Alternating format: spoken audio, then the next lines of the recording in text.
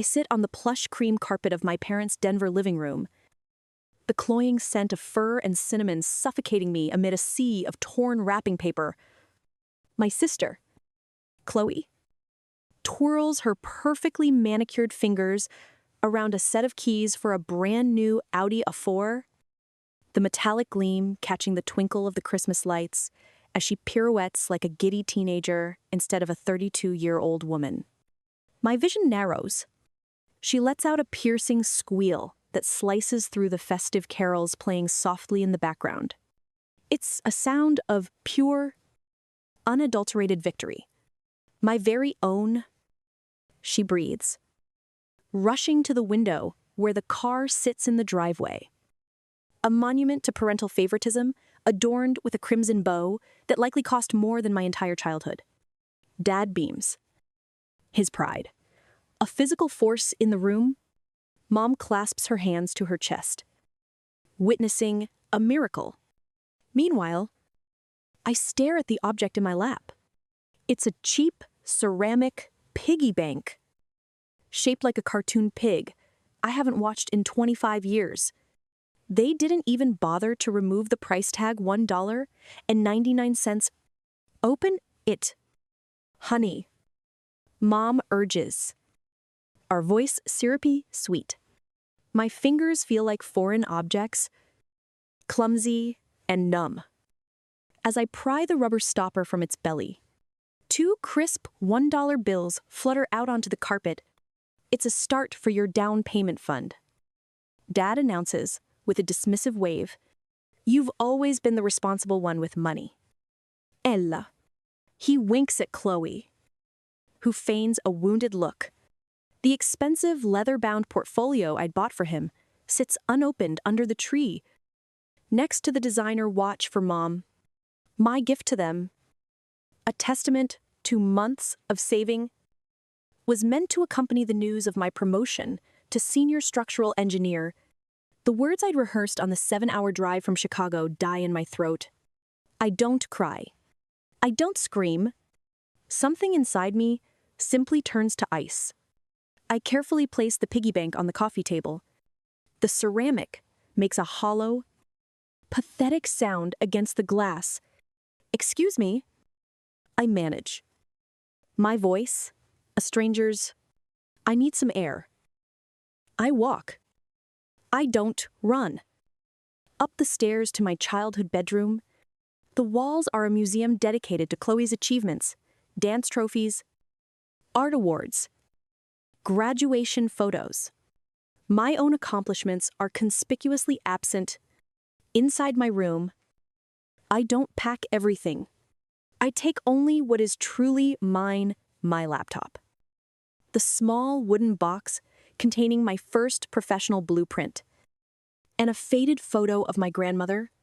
Downstairs, the house is silent. I place my key on the kitchen counter at 2:17 in the morning. I pull out of the driveway. In my rearview mirror, the Audi's red bow looks like a splash of blood in the moonlight. I pull over a block away, my hands shaking, not with sadness, but with cold, hard resolve. One by one, I block their numbers. Mom, Dad, Chloe. The silence that follows is the sound of a cage door swinging open. The engine of my 7-year-old sedan hums a reliable rhythm as I merge onto the interstate, leaving the lights of Denver to shrink in the darkness. The dashboard clock reads 3:42 in the morning on Christmas Day. The radio plays a tinny version of a holiday classic, and I twist the knob until there is only the sound of the road. My car, paid off with 3 years of disciplined saving, has over 100,000 miles on it. It's carried me through college, to my first job interview, and on countless trips back to a home that never truly felt like mine. It has earned its place in my life. The injustice of the morning isn't a singular event. It's the cornerstone of my existence. Memories flood my mind, clearer and sharper than ever before. My 10th birthday, I'd asked for a telescope to study the stars. I received a savings bond and a lecture on fiscal responsibility. Chloe's 10th birthday, 6 months later, she was gifted a pony for a week and professional writing lessons. Your sister needs to cultivate her passions. Ella. Dad had explained. You've always been so practical. Practical. Their code for time's undeserving asterisk. My high school graduation, I was valedictorian. I poured my heart into a speech about building bridges, both literal and metaphorical. I scanned the auditorium for my parents' faces, only to find their seats empty. They were at Chloe's regional art fair. We'll watch the recording. Mom promised later, but the tape remained in its plastic wrapper for years. Chloe needed the support. She'd said, "You're so self-sufficient." Self-sufficient. Their code for times alone asterisk. The college years were the worst. I worked 2 jobs, juggling structural analysis with shifts at a campus coffee shop, taking on tens of thousands of dollars in student loans. They paid for Chloe's tuition, her apartment, and her year-long artistic pilgrimage through Europe without a second thought. You've always known what you want to do? Dad said during a rare phone call, your sister needs to find herself. Finding herself. Their code for times entitled asterisk. My phone buzzes. Breaking the spell? It's Maya. My best friend since my first brutal year of college. She was the one who saw me eat ramen for a week to afford a new textbook. Who listened when I cried after my parents canceled a visit to go on a cruise with Chloe instead. Where are you? Her voice is warm, worried, and blessedly free of judgment. Somewhere in Nebraska. I say, my own voice cracking, heading east. Back to Chicago. What happened? I tell her everything. The Audi, the piggy bank, the 2 $1 bills. There's a pause on the line. Then her voice turns to steel. Good. Don't you dare turn back. My spare room is yours for as long as you need it. Family doesn't get to treat you like a line item in their budget. Ella. That's not love. It's administration. The words hit me with the force of a physical blow. For 34 years, I'd been the family's responsible, self-sufficient, practical administrator, and I had just quit. The first 3 weeks in Chicago are a blur of numb efficiency. I find a small apartment, buy the bare minimum of furniture, and throw myself into my work. Maya's unwavering support is an anchor in the storm. She doesn't offer platitudes. She brings over lasagna, helps me build a bookshelf, and sits with me in comfortable silence. Then, the messages begin. At first, they are confused texts from Chloe. Where are you? Mom is worried. Then, they morph into my mother's voicemails, dripping with manufactured concern. Ella. Honey, please call us. We just want to know you're safe. By week 4, the facade cracks, revealing the ugly mechanics of control beneath. My father's voice booms through my voicemail. No longer concerned, only furious. Ella Catherine, this childish tantrum has gone on long enough. I don't know what you think you're doing, but that car is registered in this state. If you don't return it immediately, I will report it stolen. My car? The one with my name on the title. The one I paid for. The threat is so absurd. So baseless. It's almost laughable. But the intent is clear to frighten me. To bully me back into submission. My mother tries a different tactic, emotional blackmail. The doctor says, the stress you're causing is putting a terrible strain on my heart.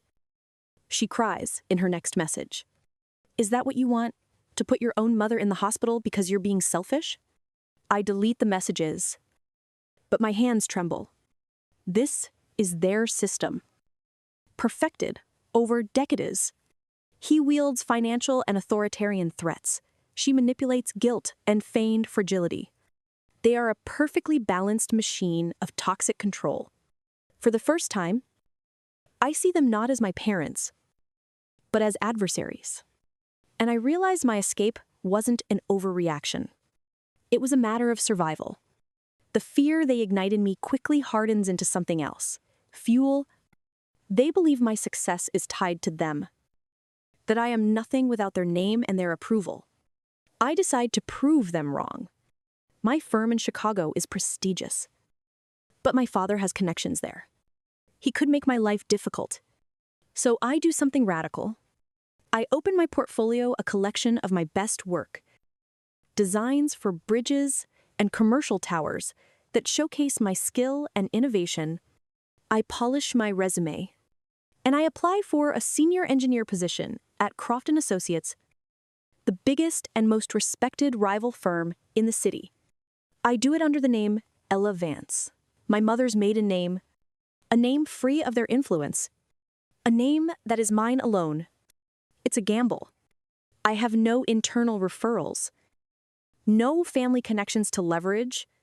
I am relying on one thing, the one thing they always took for granted, my unassailable competence. The interview process is grueling. 3 rounds of technical assessments, a portfolio review with the senior partners, and a final interview with the firm's legendary founder, Marcus Croft. He's an intimidating man in his late 60s, with a reputation for being brilliant and utterly ruthless when it comes to talent. He scrutinizes my blueprints, asking razor-sharp questions about load-bearing calculations and material stress tolerances. He doesn't ask about my family, my background, or where I went to college. He only cares about the work. This design for the suspended walkway, he says, pointing to a complex rendering in my portfolio, it's bold. Most engineers would have used a traditional support structure. You used a cantilever system that's more elegant and 50% more cost-effective. Why? Because the traditional way wasn't the best way. I reply, my voice steady. The goal wasn't just to build a walkway, but to create a space that felt like it was floating. The engineering had to serve the architecture, not constrain it. He stares at me for a long moment, his expression unreadable. I feel a familiar dread creep in, the expectation of being dismissed. 2 days later, an offer lands in my inbox, not just for the senior engineer position, but for a role as project lead on their new flagship skyscraper development. The salary is 30% higher than I was making before. I stare at the email, reading it over and over. This wasn't given to me. It wasn't an allowance or a handout. I earned it. With a click, I accept the offer. It feels like laying the first steel beam of a new life. The next 6 months are the most demanding and rewarding of my life. At Croft & Associates, I am not the responsible one or the practical one. I am Ella Vance, the engineer who solves impossible problems. I work long hours, but for the first time, my effort is recognized and rewarded. I have a team that respects me and a boss who challenges me. For the first time, I feel seen. Inevitably, my father discovers where I work. The attack, when it comes, is more vicious than I ever could have imagined. I am called into Mr. Croft's office on a Tuesday afternoon. His face is grim, and my blood turns to ice. This is it. I think he's found out who I am, and my father has poisoned the well. Close the door. Ella, he says, his voice flat. I sit opposite him. My hands clasped in my lap to stop them from shaking. I received a phone call this morning. He begins. From a man named Richard Miller, your father. He lets the name hang in the air. He informed me that the cantilever design in your portfolio, the one I admired, was stolen. He claims it was proprietary work from his former company, and that you passed it off as your own to get this job. The accusation is a physical blow. It's a lie designed not just to get me fired, but to have me blacklisted from the entire industry. It's an attempt to burn my world to the ground. That's not true. I stammer, my mind racing. I have all the original CAD files, the time-stamped drafts, the metadata. Mr. Croft holds up a hand, silencing me. He was very convincing. He said he was prepared to file a lawsuit against both you and this firm for intellectual property theft. My career, the one thing I had built for myself, is about to be annihilated by a single slanderous lie. The tears I've held back for months finally well in my eyes. So, Mr. Croft continues, leaning forward. I spent my morning doing some due diligence. I called your graduate school thesis advisor. I called the lead architect on that community project you did pro bono 5 years ago. I even called a contact I have at your father's old firm. He pauses, letting the weight of his words settle. It turns out, your father was fired from that company 2 months ago for ethics violations. And that cantilever design, axed, you submitted it for the prestigious Archer Prize 3 years ago. It's a matter of public record. Relief washes over me. So intensely, my vision blurs. Your father is a desperate man. Ella? Mr. Croft says, his voice softening for the first time. And desperate men do contemptible things. The fact that you have produced this level of work while dealing with that is, frankly, astonishing. He slides a new contract across the desk. I'm making you a junior partner. I don't just want you leading projects. I want you helping me run this firm. I stare at the contract. Then at him. He didn't just believe me. He investigated. He defended me. An autoritative. Neutral party had looked at the facts and validated my worth, while my own father had tried to destroy me. It was the most profound vindication of my life. That evening, I do not wait for their next attack. I seize the initiative. I open my laptop and initiate a video call. My father answers, his face a mask of smug triumph. My mother and Chloe hover in the background. Their expressions a mixture of anxiety and expectation. They think they've won. Ella. My father begins, his voice dripping with false magnanimity. I'm glad you've come to your senses. If you're ready to come home and apologize, we can make this all go away. I let him finish. I let the silence stretch. I have never felt calmer. I'm not calling to apologize. Dad, I say, my voice level and clear.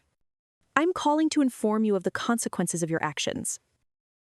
His smile falters. What are you talking about?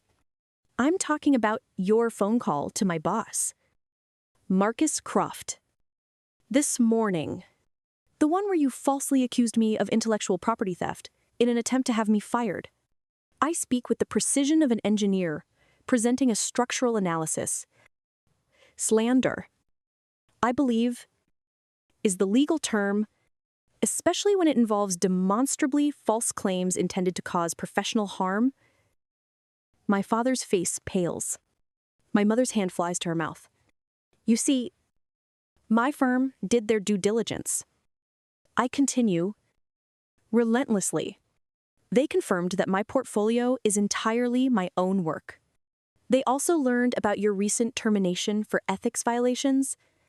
It seems your reputation isn't quite as sterling as you'd like people to believe. I lean closer to the camera. Mr. Croft found your attempt to sabotage my career so contemptible that he promoted me. I'm a junior partner now. Your plan didn't just fail, it backfired spectacularly. Chloe stares. Her mouth, agape. My father is speechless.